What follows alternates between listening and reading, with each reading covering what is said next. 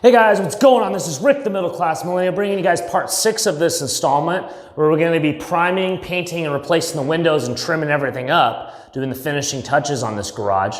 So we're going to start by priming. I got special drywall primer. It's just designed to coat the bare drywall that doesn't have any primer or paint on it whatsoever. I'm going to be using a 3-inch brush for all the corners, and then I got a 10-inch roller. I'm going to roll everything off after that. So without further ado, let's get started.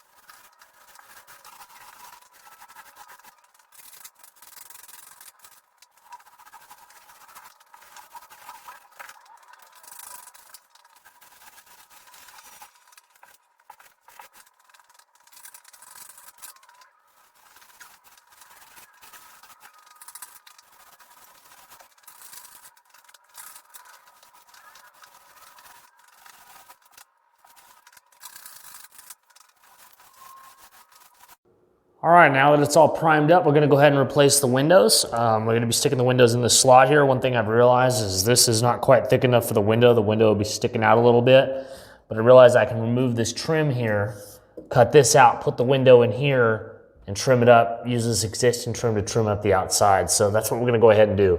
All right, this is not new construction. This is existing, the house is already built, so we're putting a new window in an existing opening. We'll need to cut the flange off first. This flange is designed for new construction. You would build the framing and then nail the flange to the sill, which is really good at kind of keeping the water out. But we're gonna have to remove this flange in order to get the window in that existing hole. So that's what we're gonna do right now. When you're cutting, use any kind of knife, but make sure you cut along there the best you can. Try not to dig into the window because there is gas in here and you don't want to release that and depressurize the double pane window and compromise the R value. So just be mindful of that. But anyway, you're just gonna scorch it along here. I'd recommend getting a nice sharp blade because it's gonna take a few slices to get this to slice open. So it's pretty thick plastic. What I find works is once you get enough cuts into it, just take it and kind of bend it and it'll break like that. Try both directions here. Pop noise. Yeah, the only area that we screwed up on is right here, so we'll need to cut that off.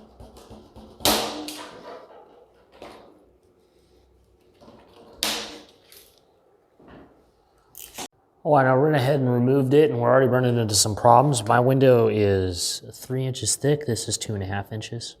So I thought originally I could take this out and nudge it up against there and reuse this trim on the far side. But now that I've thought about it, this is part of the sill here. I'd have to cut the sill inward up to this point, and I feel like, you know what, I probably shouldn't cut the sill out that far. I don't have much of an eave on the end of this garage here, so we want a little bit of a lip, so we're gonna have to do it kind of the slow and painful way. But as you see, we're 2.5 inches, my window's 3.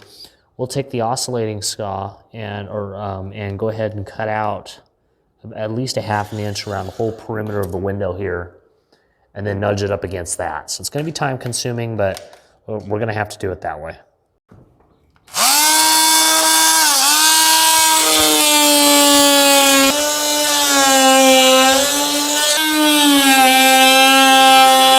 All right, let's take a look.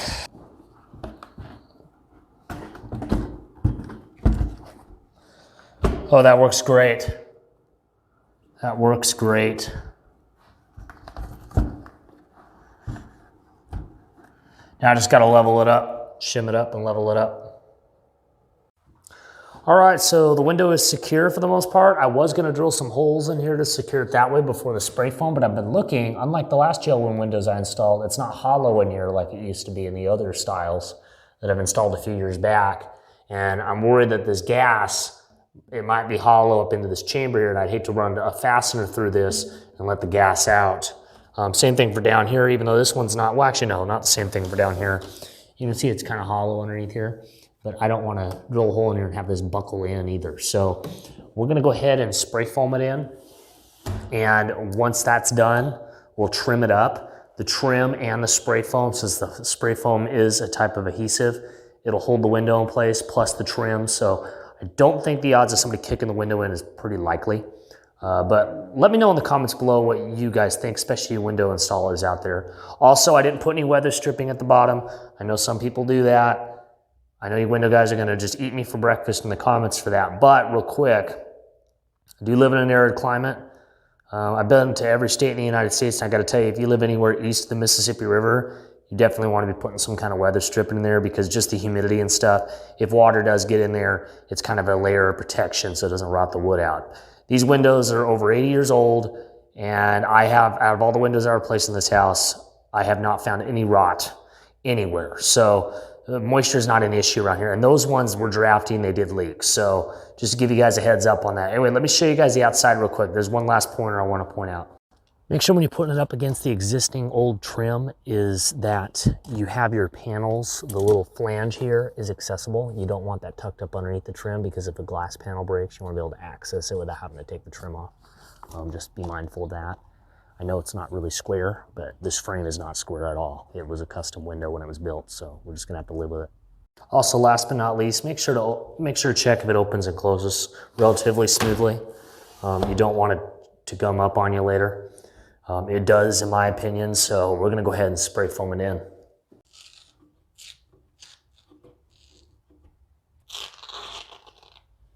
All right, time for this other window.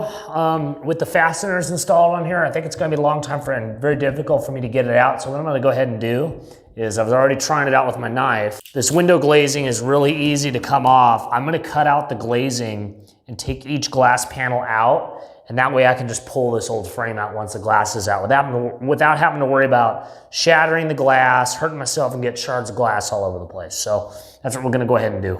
A lot easier if I had somebody outside to push on this glass while I got it out. It'd be a lot easier. So I'm having to use the blade to kind of pick it up and shimmy it out. It's pretty much loose. Oh, there we go. Come on. Very careful. Looks like we still got a hold up here.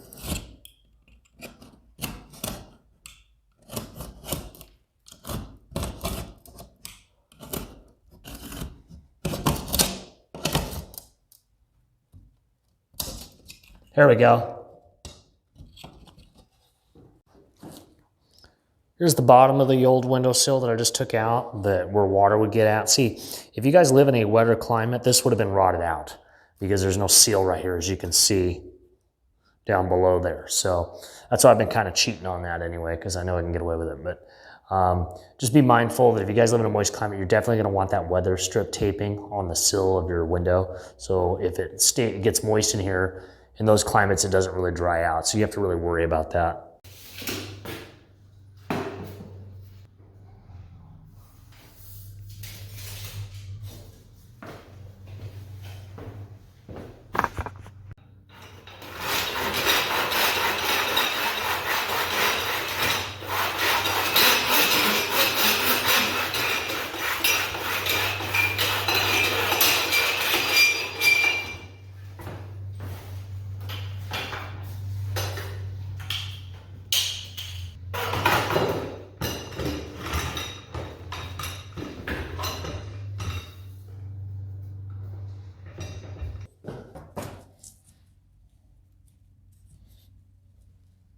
All right, she appears to line right up, so I'm gonna go ahead and nail this first piece on, and then we'll do the other piece, and then the center. If we have some slight gaps, we'll fill it in with some caulking and some compound to kind of smooth it out. Make sure you got your safety glasses on and all that. You don't want to be having a nail going through your eyeball. Anyway, slide it up there. I'm gonna do one. so I can move it.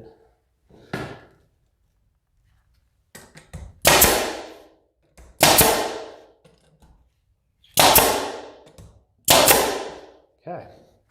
One thing I've learned about these saws, you can bring them up and lock them in place, which is really nice in my opinion.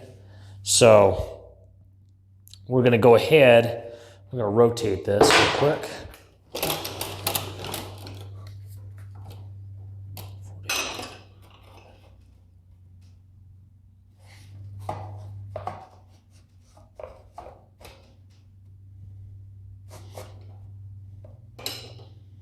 Want to be as precise as we can since it's trim.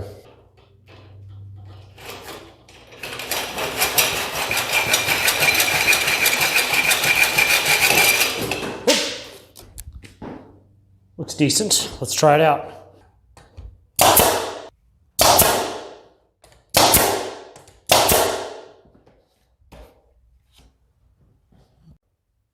Thought it turned out okay.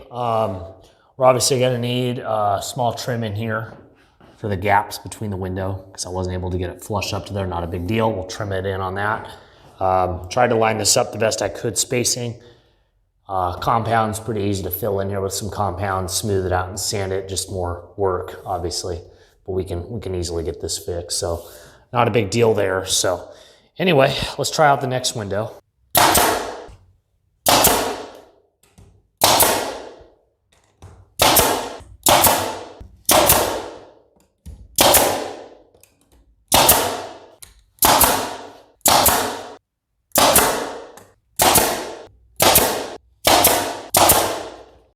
Well, this one turned out a lot better than the last window. As you can see, we don't really have any big gaps. We do have the gaps in here, like I said. We're going to finish that up with some trim on the inside around the whole perimeter of the window, but thought it looked good. The issue I had here was I cut a little too short and I didn't have any spare pieces, so instead of buying another piece of trim, we're just going to make do with this, and I will fill in these gaps, when time proceeds to that. Just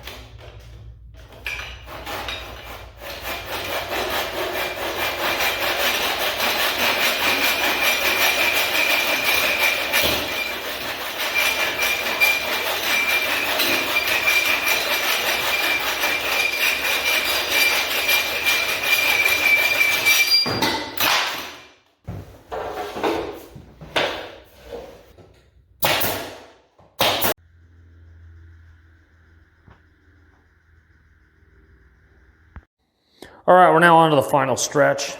We got our patch and repair concrete edges right here that have been chiseled away when I put the base down. Before we do that, I went ahead and got some Henry 345 concrete patch. We're gonna go ahead and open this up and get this patched up. There we go. Kind of looks weird looking. Let's see how it, supposedly pre-mixed. Now I understand why they say do not breathe vapors, because this stuff is pretty strong.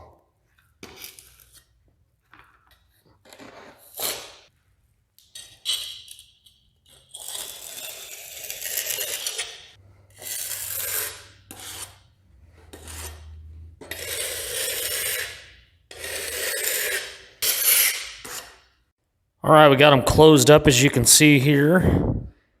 All the gaps are filled in between the concrete and the baseboards, at least on the floor. So we're gonna go ahead and give it probably about a day to dry before I start putting plastic wood on everything. Next up, we're gonna be doing plastic wood. We're gonna be filling in gaps like this gap you see down here, covering up all of our nail holes. And And then also over here where our windows are at, we're going to be covering all that up and filling in any of the gaps of plastic wood. Then we're going to sand. Then we're going to put caulk last, and we'll be ready to do the final primer coat and paint. All right, we're going to be putting on some plastic wood. They put the label upside down because the lid's on top here. But anyway, we're going to go ahead and put it on the trim.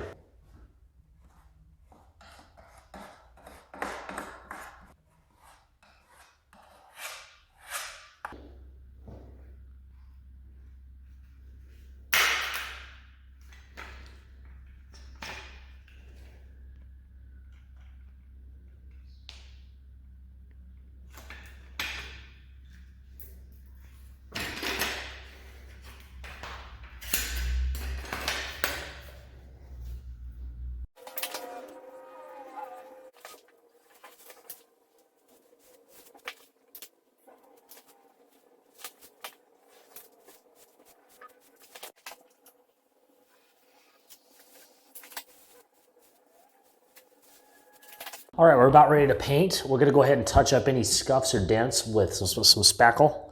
And also, the cool thing about the spackle is it starts out pink and it dries clear. So we're gonna go ahead and cover that as smooth as we can. We've got some more right here. And then I don't wanna reprime the whole garage. I'm only gonna prime the areas that I spackled. So what I'm gonna do is I'm just gonna put a little pencil mark indicator next to the point so I know that I gotta go over that with a roller rather than roll the whole garage all over again.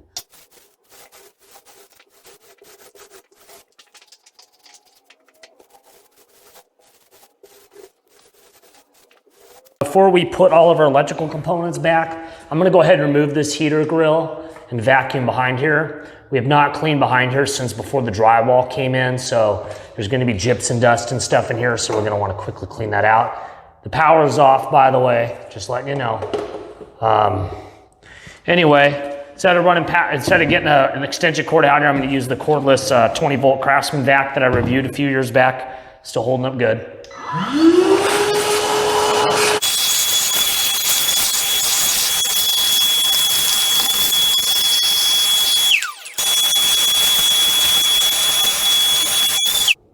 All right, the heat is on, but I'm gonna go ahead and turn it off because it's summertime. Just wanted to verify that everything's working. Thermostat says it's 65 in here. Turn it off. There we go. All righty, now onto the outlets. All right, we're gonna go ahead and put the outlets back in. We took them out right before we put drywall on, and I haven't reinstated them since. First things first. Get your wires all positioned the way they need to be. You'll notice here that I have a little bit of a gap all the way around. I'm gonna use a outlet box extender. So it allows it to be flush with the wall. You just simply slide it through like that. It's easier if you don't already have an outlet on the wiring. Existing wire, by the way, the power's off and I've already verified it. So it's been off for months. But anyway, let's go ahead and get this on here real quick. We're using commercial grade outlet, blah, blah, blah, blah. Typical plain old stuff. There's nothing really here that's unique aside from this, which we'll cover that in a sec. Anyway, let me get this on here.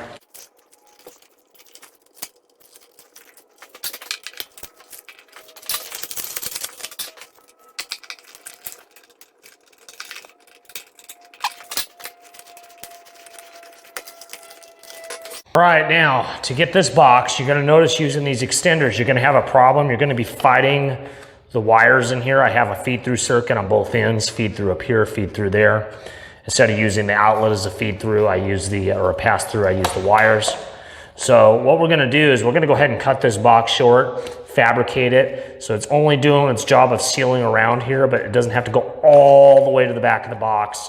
And I don't have to be fighting wires to do that. It's what I call basic fabrication, basically.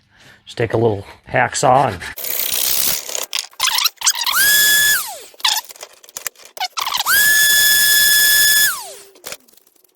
go. You want it relatively smooth so it's not fraying the wires in the box. You don't want it to ever damage the wiring in there. Anyway, there we go.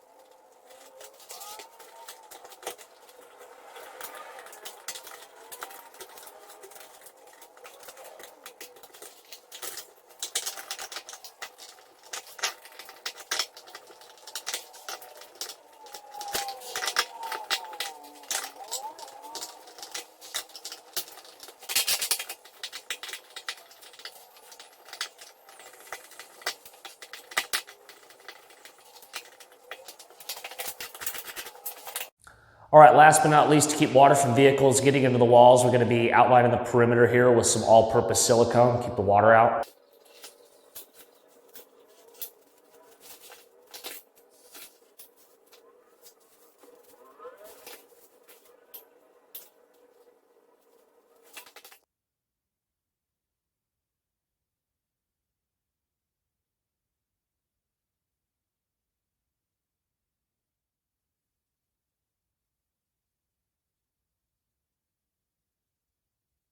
All right, well, that concludes part 6 of this installment. Stay tuned for part 7. We're gonna go ahead and put shelving in and get this space finally finished up. So if you guys enjoyed this video, don't forget to like and subscribe. And until next time, you guys take care.